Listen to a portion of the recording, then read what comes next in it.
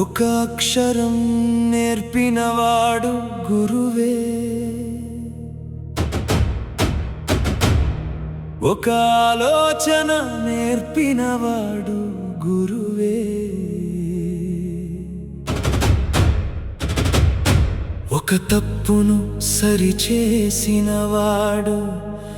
గురువే,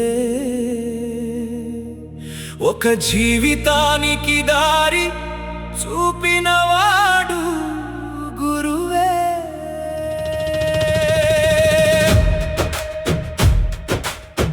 కానీ నేడు ఆ గురువు పరిస్థితి ఏమిటి? తప్పు చూస్తే మందలించాలా? మందలిస్తే ఏ సమస్య వస్తుందో, విద్యార్థి ఏమనుకుంటాడో, తల్లిదండ్రులు ఏమంటారో,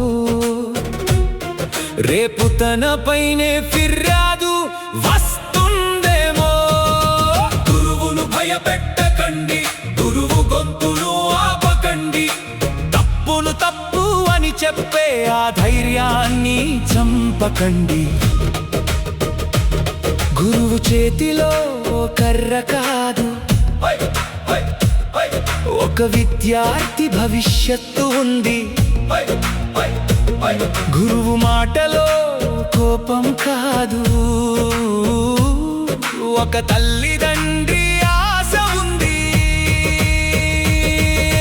గురువును గౌరవిద్దాం, గురువుకు రక్షణ కల్పిద్దాం. గురువు తల్లిదండ్రులు కలిసి మన పిల్లల భవిష్యత్తును నిన్నటి రోజుల్లో తప్పు చేస్తే గురువు మందలిస్తాడు అనే భయం ఉండేది. ఆ భయం విద్యార్థిని చెడిపోకుండా కాపాడేది. ఆ మందలింపు జీవితంలో ఒక పాఠమయ్యేది.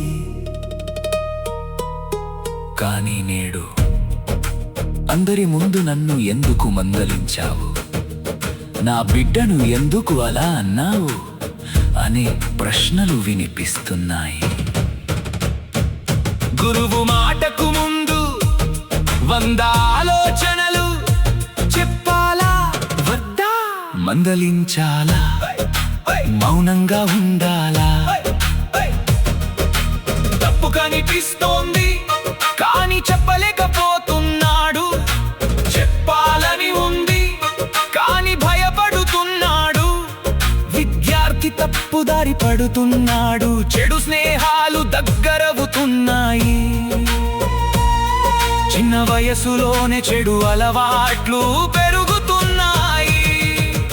అన్నీ చూస్తూ గురువు మనసు అడుగుతోంది, నేను చెప్పకపోతే ఎవరు చెబుతారు? కానీ భయం వెంటాడుతోంది, చెబితే నా పరిస్థితి ఏమవుతుంది? ఒకరోజు ఆ గురువు తనలో తానే అడుగుతున్నాడు, విద్యార్థి భవిష్యత్తు కోసం చెప్పలేని ఉద్యోగం ఎందుకు? ఒకసారి ఆలోచించండి, ఈ రోజు గురువు చెప్పిన మాట మీ బిడ్డకు కఠినంగా అనిపించవచ్చు, కానీ అదే మాట రేపు మీ బిడ్డ జీవితాన్ని కాపాడవచ్చు. ఒక చిన్న మందలింపు ఒక పెద్ద తప్పును ఆపవచ్చు. ఒక మంచి గురువు మాట ఒక జీవితాన్ని మార్చవచ్చు.